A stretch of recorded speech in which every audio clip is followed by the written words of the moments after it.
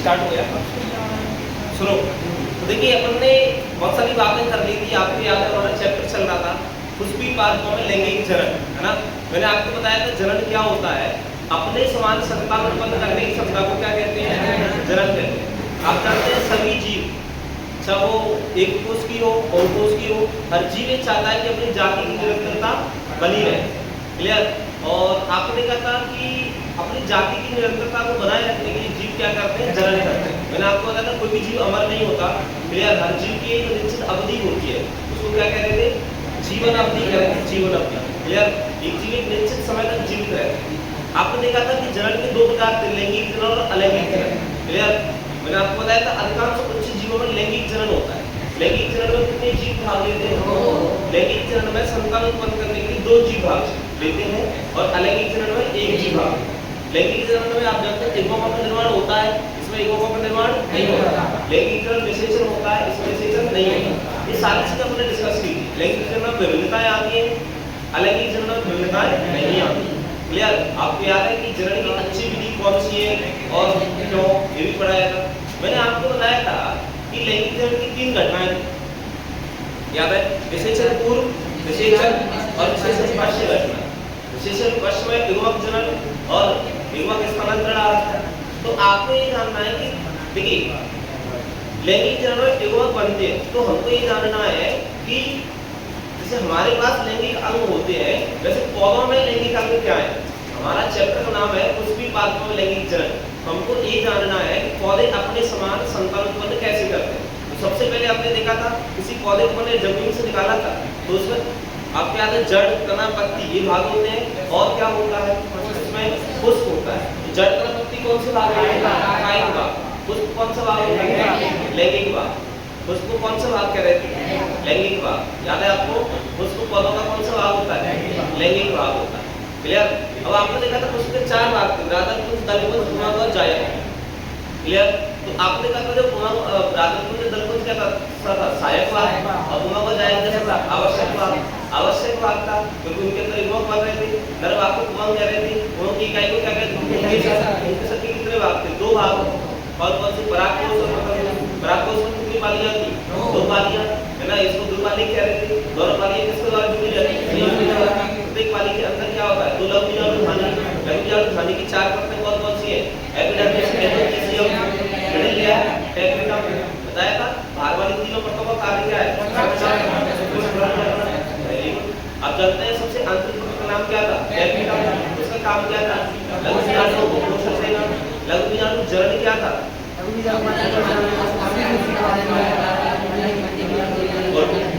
बीजाणु मात्र कोशिकाओं से अर्धसूत्री द्वारा लघु बीजाणु बनने की प्रक्रिया को लघु बीजाणु चरण कह रहे थे। एक लघु बीजाणु मात्र कोशिका से कितने लघु बीजाणु बनते हैं, 4। चतुष्टक 1 से 1 बनेगा। पहले 4 बनेगा और एक ग्रुप में रहते हैं, एक वृत्ति द्वारा कैरोल वृत्ति द्वारा घिरे रहते हैं, इसको लघु बीजाणु चतुष्टक कह रहे थे। लघु बीजाणु चतुष्टक आवृत होता है, फिर लघु बीजाणु चतुष्टक अलग अलग हो जाते हैं लघु बीजाणु। फिर लघु बीजाणु से परागकण कैसे बन रहे थे, आपको याद है, परागकण की बाहर वाली व्यक्ति को क्या कहते हैं, ब्राचोल। परागकण की अंदर वाली व्यक्ति को अंतःचोल, याद है। ब्राचोल किसकी बनी होती है, अंतःचोल किसकी बनी होती है, सेल्यूलोज और पेक्टिन की बनी होती है, याद है क्या। आपने देखा था ब्राचोल पर कहीं एक बार कुछ स्थान खाली थे जहां पर स्पोरोन कोलेजन अनुपस्थित होता है, उसको जनन छिद्र कह रहे थे। ये भी हमने देखा था, जनन छिद्र के बारे में बात की थी, ठीक है। आपने ये भी देखा था जो अंदर वाली थी अंतःचोल कह रहे थे, सेल्यूलोज और पेक्टिन की बनी होती थी, है ना। और इसके अंदर 2 कोशिकाएं होती है, कायिक कोशिका और जनन कोशिका जो होती है वो आगे समसूत्री वैन द्वारा किसका निर्माण करती है, 2 नर युग्मकों का निर्माण करती है ना। सामान्य परिपक्व परागकण में कितनी कोशिकाएं होती है, 2, है ना। कायिक कोशिका, जनन कोशिका। और जनन कोशिका में एक समसूत्री वैन हो जाता है तो 2 नर युग्मक बन जाते हैं, तो 3 कोशिकाएं हो जाती है, 2 नर युग्मक और 1 कायिक कोशिका। तो ये सारी बातें हमने पढ़ ली, ठीक है।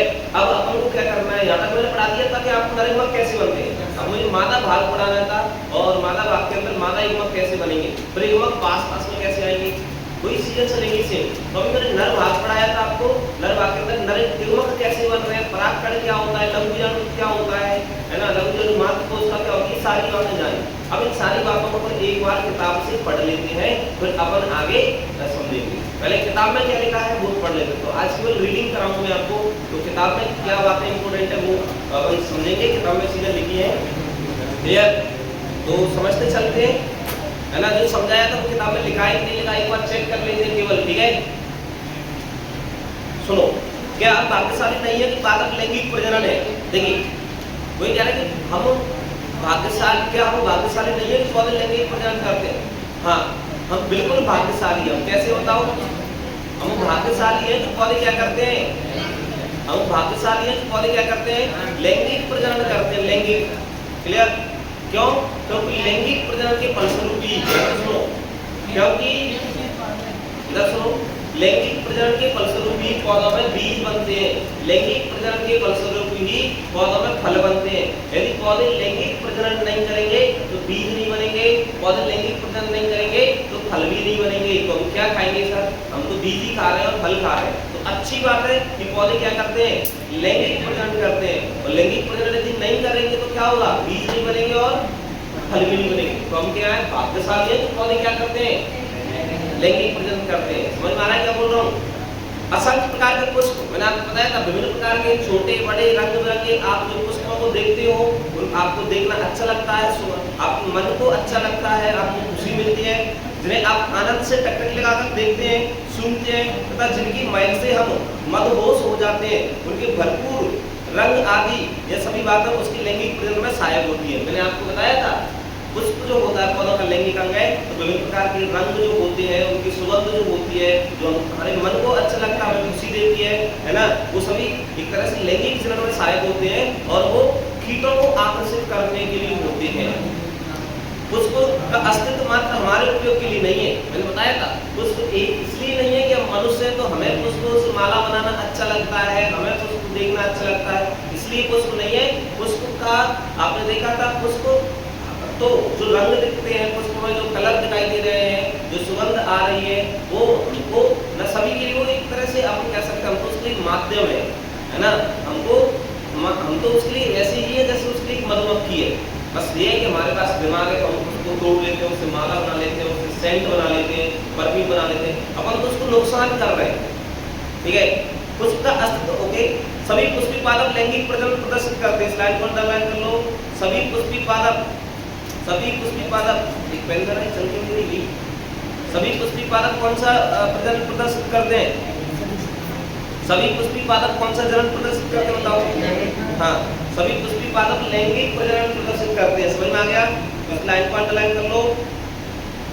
लैंगिक प्रजनन प्रदर्शित करते हैं। पुष्पक्रमों, पुष्पों तथा पुष्पों अंगों की संरचना की विविधता और एक विशिष्ट दृष्टांत के अनुकूलन की व्यापक परिधि को दर्शाते हैं। देखिए मैंने बताया था पुष्पक्रम, पुष्पों के लगने के क्रम को पुष्पक्रम कहते हैं। और अलग अलग पुष्पक्रम होते हैं, पुष्प होते हैं। क्लियर? आपने देखा जिन पौधों में जल के द्वारा परागण होता है उनके पुष्प अलग दिखते हैं, जिनमें कीटों के द्वारा, मधुमक्खियों के द्वारा, सांपों के द्वारा, तो अलग अलग पुष्प, अलग अलग उनकी संरचना है, अनुकूलन है। तो जो देखो जैसे मधुमक्खियां होती हैं उनके लिए अलग पुष्प होंगे, मक्खियां होती हैं जिनको अच्छी सुगंध पसंद नहीं है उनके लिए अलग प्रकार के पुष्प होते हैं, सांप होते हैं, सांप आप जानते हैं चंदन में जाते हैं। तो अलग अलग कीट को आकर्षित करने के लिए, अलग अलग जंतु को आकर्षित करने के लिए उसको बनाना है। उसके लिए पौधे ने या पुष्पों ने भी अपने अंदर विभिन्न प्रकार के अनुकूलन विकसित किए हैं ताकि लैंगिक जनन का अंतिम उत्पाद, इसको अंडरलाइन कर लो, लैंगिक जनन का अंतिम उत्पाद फल और बीज की रचना सुनिश्चित हो सके। इसको अंडरलाइन कर लो, लिख लो अलग से प्रश्न। लैंगिक जनन का अंतिम उत्पाद क्या है? वहां पर प्रश्न लिख लो किताब में। लैंगिक जनन का अंतिम उत्पाद क्या है? किताब में ही लिख लेना, इस पे 2027 लिख लेना। क्लियर? लैंगिक जनन का अंतिम उत्पाद क्या है? बीज और फल। लैंगिक जनन का अंतिम उत्पाद क्या है? आंसर क्या हो जाएगा बताओ? बीज और फल क्या है सर? लैंगिक जनन का अंतिम उत्पाद है। आइए सत्या में आधार की संरचना पुष्पी पादपों के में, हाँ पुष्पी पादपों में अब जो लैंगिक जनन प्रक्रम को समझेंगे। तो देखिए ये चैप्टर हम क्या पढ़ने जा रहे हैं? ये चैप्टर हम पुष्पी पादप पढ़ने जा रहे हैं। मैंने आपको बताया था जैसे हम मनुष्य शुरू से नहीं थे, आपको याद है कि हम सबसे पहले बंदर भालू से बनते बनते बनते आज आधुनिक मनुष्य बने, वैसे ही पौधे भी शैवाल, ब्रायोफाइट, टेरिडोफाइट, अनावृतबीजी, आवृतबीजी ऐसे बने हैं। तो पौधे शुरू से नहीं थे, हम शुरू से नहीं थे। क्लियर? जो पौधे आज आपको दिखाई दे रहे हैं ये आवृतबीजी पौधे हैं। आवृतबीजी पौधे मतलब आवृत मन होता है ढका हुआ, जिनके बीज ढके होते हैं उनको क्या कहते हैं? आवृतबीजी। जिनके बीज फल से ढके होते हैं उनको आवृतबीजी कहते हैं। पुष्प आवृतबीजों के एक आकर्षक अंग है। इस लाइन को अंडरलाइन कर लो, ये खाली स्थान में आ जाएगा आपके लिए 2027 लिख लेना। पुष्प आवृतबीजों का डॉट डॉट डॉट है कौन सा अंग? पुष्प आवृतबीजों को कैसा अंग है भाई? आकर्षक अंग है, अट्रैक्टिव ऑर्गन कह रहे हैं, आकर्षक अंग। ये हेडिंग लिखिए ना, पुष्प आवृतबीजों को कैसा अंग है? हेडिंग देखो, ये खाली स्थान में आ जाएगा आपको। पुष्प आवृतबीजों को कैसा अंग है? पुष्प आवृतबीजों का आकर्षक अंग है। आइए कर लिया। सुनो, प्राचीन काल से ही पुष्पों के साथ मानव का एक निकटतम संबंध रहा है। हाँ, क्लियर? मैंने बताया था भाई हम बहुत पहले से प्राचीन काल से पुष्पों से जुड़े हैं। क्लियर? पुष्पों को उगाते हैं, पुष्पों का उपयोग करते आ रहे हैं। चाहे आप मंदिर जाते हो तब भी पुष्पों को उपयोग करते हैं। आपने देखा पुष्प चढ़ाते हैं, घर को आपको सजाना है पुष्पों का उपयोग करते हैं, माला बनाना है पुष्पों का उपयोग करना है, किसी से मिलने जाते हो पुष्प देते हैं, गुलदस्ते देते हैं। तो हमारा पुराना रिश्ता है, पुराना संबंध रहा है किसके साथ? बताओ, पुष्पों से। मानव के लिए पुष्प सौंदर्य विषय, मैंने बताया था चीजों को सजाने के लिए सौंदर्य विषय, आभूषणात्मक, सामाजिक कार्यक्रमों में पुष्प उपयोग होते हैं। धार्मिक, आपने देखा मंदिर वगैरह में धार्मिक चीजों में सांस्कृतिक महत्व पुष्प रहा है। मानव द्वारा प्रेम, मैंने बताया प्रेम भावनाओं को व्यक्त करने के लिए, जैसे किसी की एंगेजमेंट हो रही है, सगाई हो रही है तो अपन उसको पुष्प देते हैं, अलग अलग प्रकार के पुष्प देते हैं। अब ऐसा नहीं कि किसी की सगाई हो रही हो कहीं से गंदे संदेश से पुष्प लेके अपन दे देंगे उसको। क्लियर? तो अच्छे पुष्प देते हैं। प्रसन्नता, विषाद, दुख, शोक आदि की अभिव्यक्ति होती है। तो आपने देखा दुख के समय किसी पर्सन की डेथ वगैरह हो जाती है तब अलग प्रकार के पुष्प उसको दिए जाते हैं। तो ठीक है, कम से कम ऐसे 5 पुष्पों की सूची बनाई जिनका आभूषण श्रृंगारिक महत्व तथा जिन्हें घर में उगाया जाता है। तो आप जानते हो ऐसे पुष्पों की अपन बता सकते हैं। आप उस 5 पुष्पों को भी पता करें जिन्हें आपके परिवार द्वारा सामाजिक एवं सांस्कृतिक उत्सव के दौरान उपयोग किया जाता है। क्या आप कभी पुष्पों की खेती, फ्लोरिकल्चर या पुष्प कृषि के बारे में सुना है? इसका आयु 2027 कर लेना। पुष्प कृषि क्या है? पुष्पों की खेती को क्या कहते हैं? पुष्पों को खेती करना, पुष्पों को उगाना, पुष्पों को बेचना क्या कहलाता है? पुष्प कृषि। इसमें 2027 लिख लेना, पुष्प कृषि किसे कहते हैं? पुष्पों की खेती को क्या कहते हैं? अलग से प्रश्न लिखो, अलग से प्रश्न बना के लिखो। पुष्पों की खेती को क्या कहते हैं? लिखो, पुष्पों की खेती को क्या कहते हैं? तो आपने देखा विभिन्न प्रकार के पुष्पों को आज लोग उगाते हैं, उनको बेचते हैं और इस सबको फ्लोरिकल्चर कहते हैं। 2027 लिख लेना। क्लियर? तो मैं बोल रहा हूँ 2027 ये पॉइंट बहुत ही इंपोर्टेंट होते हैं, एजी पेपर में आते हैं, इनको आप कर लो, कोई जरूरत नहीं है आपको कुछ और करने की। क्लियर? जो बातें हम बता रहे हैं, अंडरलाइन करा रहे हैं, 2 पॉइंट इंपोर्टेंट होते हैं, उनको समझो और एक पेपर में आएंगे मेरी बात है हर पेपर में। नेक्स्ट नो, एक जीव विज्ञानी के लिए पुष्प आकार की तथा भ्रौणिकी आचार्य तथा लैंगिक जनन स्थल है। देखिए मैंने बताया था एक साइंटिस्ट या एक बॉटनिस्ट, एक कोई बॉटनिस्ट जो पादपों का अध्ययन करता है वो पुष्प को क्या देखता है? देखो हम तो देखेंगे कि वही पुष्प हमारे लिए माला बनाने के लिए, पुष्प सूंघने के लिए और तोड़ के ले आएंगे। लेकिन एक साइंटिस्ट एक जो पादपों का अध्ययन करता है वो उसको क्या समझता है? वो उसको लैंगिक स्थल समझता है। वो समझता है कि पौधा केवल मेरे लिए, पुष्प मेरे लिए नहीं है, पुष्प जो है वो पौधों का लैंगिक अंग है और इसके द्वारा इसमें बीज बनेंगे, फल बनेंगे, इसको मुझे नहीं तोड़ना है। तो एक जीव विज्ञानी के लिए पुष्प क्या है? अंडरलाइन कर सकते हो नीट के लिए। एक जीव विज्ञानी के लिए पुष्प आकार की, भ्रूणीय तथा आचार लैंगिक जनन स्थल है। मैंने बताया था उसमें बदलाव होते हैं, है ना? उससे आगे चल करके भ्रूणीय बदलाव होंगे और एक लैंगिक स्थल है। आपने कच्चे कह रहा हूँ पुष्प विभिन्न अंगों के बारे में पढ़ा है। आपके क्लास में पुष्प विशिष्ट अंगों को पुनः स्मरण करने में सहायक होगा। क्या आप पुष्प के 2 अंगों के नाम बता सकते हैं जिनमें लैंगिक जनन विकास के लिए सर्वाधिक महत्वपूर्ण वाली 2 इकाइयां होती है? तो अपन कह सकते हैं क्या 2 अंग, 2 भाग कौन से? उमंग और जाया। लिख लो उमंग या जाया, या आप इनकी इकाइयां लिख सकते हैं। उमंग की इकाई क्या थी? पुंकेसर और स्त्रीकेसर। लिख लो पुंकेसर और स्त्रीकेसर भी लिख सकते हैं। 2 इकाइयां कौन सी हो गई सर? पुंकेसर और स्त्रीकेसर। ये पुंकेसर के अंदर परागकण बन रहे हैं और स्त्रीकेसर के अंदर अंडाणु बनेगा। तो 2 इकाइयां हो गई जहां पर एगोग बन रहे हैं, है ना? जो प्रश्न समझ में आ रहा है क्या आपको? लिखा है ना? क्या आप पुष्प के 2 अंगों के नाम बता सकते हैं जिनमें लैंगिक जनन विकास के लिए सर्वाधिक महत्वपूर्ण वाली 2 इकाइयां होती है? कौन कौन सी हो? उमंग जायन कह सकते हो या पुंकेसर और स्त्रीकेसर कह सकते हो, है ना? एक ही बात है, कल मैंने बताया था आपको। अब निषेचन पूर्व घटना एवं संरचना। देखो निषेचन पूर्व है, निषेचन का मतलब क्या होता है? निषेचन का मीनिंग क्या था भाई? फर्टिलाइजेशन से करें युग्मकों के मिलने की प्रक्रिया को क्या कहते हैं? नर तथा मादा युग्मकों के मिलने की प्रक्रिया क्या कहलाती है? निषेचन। अब निषेचन से पहले है तो क्या कहेंगे उसको? निषेचन पूर्व। निषेचन पूर्व में क्या शामिल था? युग्मक जनन और युग्मक स्थानांतरण। याद है आपको? सबसे पहले अपन पढ़ रहे हैं युग्मक जनन। युग्मक कैसे बनते हैं? नर युग्मक कैसे बन रहे हैं? मादा युग्मक कैसे बनेगी? फिर एक नर युग्मक और मादा युग्मक पास में कैसे आ रहे हैं? स्थानांतरण कैसे हुआ? फिर होता है निषेचन। फिर क्या होता है? निषेचन। और फिर बाद में निषेचन की पश्च घटना। सबसे पहले निषेचन पूर्व पढ़ रहे हैं, युग्मक बना तो लो आप, बन जाएंगे, फिर पास में आ जाएंगे, तब जाकर के निषेचन होगा। डायरेक्ट निषेचन नहीं हो रहा भाई। पहले युग्मक चाहिए आपको और बनेंगे कहाँ? नर भाग के अंदर नर युग्मक बनते हैं, मादा भाग के अंदर मादा भाग बनेंगे। पादप में वास्तविक रूप से पुष्प विकसित होने से पूर्व तय हो जाता है कि पादप में पुष्प आने वाले हैं। मैंने बताया था कि जो पौधे होते हैं ना उनमें बदलाव होने लगते हैं। आप जानते हैं पुष्प जो होता है वैसे वास्तव में देखा जाए तो वो एक रूपांतरित तना है। क्या है? रूपांतरित तना होता है। इसमें जो संधि और पर्व संधि आपने देखी थी, संधि की वृद्धि रुक जाती है और वहां पर वो पुष्प में परिवर्तित हो जाता है। तो पुष्प क्या है? रूपांतरित तना है। और तो अपने का हमारी जो फसल होती है अपन समझ जाते हैं कि इसमें यार फसल फूल आने वाले हैं, फल है ना, पुष्प आने वाले हैं, कलिका में बदलाव होने लगता है, उनके अंदर हार्मोनल बदलाव होने लगते हैं। जैसे हमारे अंदर बदलाव आते हैं, आपके अंदर शरीर के अंदर दाढ़ी मूंछें आती हैं, आपकी आवाज बदल जाती है, आपकी ऊंचाई बढ़ जाती है, वैसे ही पौधों के अंदर क्या आने लगते हैं? पुष्प आने लगते हैं। तो हमारे अंदर जो बदलाव आ रहे हैं वो किसके कारण आ रहे हैं? हार्मोन्स के बदलाव के कारण। पौधों में भी हार्मोनल बदलाव होते हैं। पौधों में भी क्या होते हैं? हार्मोनल बदलाव। पौधों में भी हार्मोन होते हैं। आपको क्या लगता है? पुष्प आ रहे हैं वो ऐसे थोड़ी आ जाएंगे, उनमें भी हार्मोनल बदलाव होते हैं। अनेक हार्मोनल, देखो लिखा है हार्मोनल संरचना में परिवर्तन की शुरुआत होने लगती है, जिसके फलस्वरूप पुष्पी आगातक फ्लोरल प्राइमोर्डियम मतलब कलिका बन जाती है के मध्य विभेदन एवं अग्रिम विकास प्रारंभ होता है। पुष्प क्रम की रचना होती है जो पुष्पी कलिका और बाद में पुष्प को धारण करती है। पुष्प में नर एवं मादा जनन, इसको अंडरलाइन करेंगे।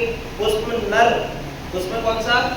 नर एवं मादा जन अंग संरचना है। उमंग, मैंने बताया था नर संरचना का नाम बताओ उमंग, और मादा संरचना का नाम बताओ जायंग। आइए पी कर लो। पुष्प में नर तथा मादा संरचना का नाम बताइए, उमंग और जायंग। समझे आप? पुष्प के नर तथा मादा संरचना का नाम बताओ, उमंग और जायंग। कोई नई बात नहीं है, आप अलग से लिखना चाहे तो लिख सकते हो। आपका प्रश्न पुष्प की नर तथा मादा संरचना का नाम बताओ, लिखो। पुष्प के या पुष्प की नर एवं मादा, पुष्प नर एवं मादा संरचना का नाम बताइए। पुष्प की किसका नर एवं मादा संरचना का नाम बताना है, ठीक है? किताब हम पढ़ रहे हैं, लाइन टू लाइन एक शब्द पढ़ रहे हैं, किताब आपके पास होना चाहिए और अंडरलाइन करो और देखो। तो नर भाग का नाम क्या हो जाएगा सर? उमंग। मादा भाग का नाम क्या हो जाएगा? जायंग। कोई नई बात नहीं है, अपन पढ़े हैं, अपन तो बस चेक कर रहे हैं। अपन ये चेक कर रहे हैं कि हमने जो पढ़ा है किताब में लिखा है कि हमने गलत तो नहीं पढ़ लिया, या हमने कोई चीज ऐसी है जो किताब में थी और हमने वो पढ़ी नहीं, बस वो चेक कर रहे हैं। विविधता विकसित होती है। आप याद करें उमंगों के भरपूर, आपको याद है उमंग की काय को पुंकेसर कहते थे। सबको एक साथ उमंग कहते थे, लेकिन उसमें से पुंकेसर कहते थे। देखो नर जनन का तथा जायंग स्त्री जनन का प्रतिनिधित्व करता है। तो नर जनन का प्रतिनिधित्व कौन करता है? उमंग। उमंग उसका पुंकेसर होगा बोला, या पुंकेसर किसका? पुंकेसर नर जनन का प्रतिनिधित्व करता है और स्त्री केसर मादा जनन का प्रतिनिधित्व करता है। बता दिया था हमने? सुनो, जायंग या स्त्री केसर एक ही बात है ना। अब बात कर रहे हैं पुंकेसर, किसकी बात कर रहे हैं? पुंकेसर हम पढ़ रहे हैं, और लघु बीजाणु धानी आप पढ़ रहे हैं, और परागकण पढ़ रहे हैं। मुझे बताओ क्या इन तीनों शब्द आपने सुने हैं? क्या आपने पुंकेसर पढ़ा है? लघु बीजाणु धानी आपने पढ़ी है ना? परागकण पढ़े हैं, पढ़े। आपने देखा था पुष्प के चारों भाग में, आपको बता देता हूँ, रागलपुष्प, दलपुष्प, उमंग और जायंग, ये सब दिखाया था। ये नर भाग होता है, पीली से यहाँ पे होते हैं, और मादा भाग है। इसके बाद हम पढ़ रहे हैं पुंकेसर। ये पुंकेसर है, इसमें आप देख पा रहे हैं कि ऊपरी पुंकेसर के दो भाग होते हैं, परागकोश और तंतु के दो भाग होते हैं, समीपस्थ भाग, दूरस्थ भाग। ये आपने देखा परागकोश था, इसके अंदर लघु बीजाणु धानी थी, और लघु बीजाणु बनते थे, और लघु बीजाणु बाद में किसमें मिक्स हो जाते थे? परागकण। तो ये संरचना में आपको पढ़ा चुका हूँ, बातें कर चुके हैं, बस चेक करना है। ध्यान से सुनो। तो जो पढ़ लिया ना तीनों, उनको ही बात चेक कर रहे हैं। एक विशिष्ट प्रारंभिक पुंकेसर दो भागों में विभक्त रहता है। इसमें आइए कर लो, एक पुंकेसर के कितने भाग होते हैं? एक विशिष्ट आवृत्ति पुंकेसर में दो भाग होते हैं। पुंकेसर दो भागों में विभक्त रहता है। इसमें लंबा एवं पतला। लंबा कितने भाग होते हैं सर? दो भागों में होते हैं। लंबा एवं पतला डंठल है ना, इनको तंतु कह रहे हैं। तंतु को नंबर 1 कह दो। तंतु कहते थे ना, तंतु कहते थे, अपने याद करो, फिलामेंट कहते थे, फिलामेंट कहलाता है। लंबा और पतला भाग है ना ये वाला,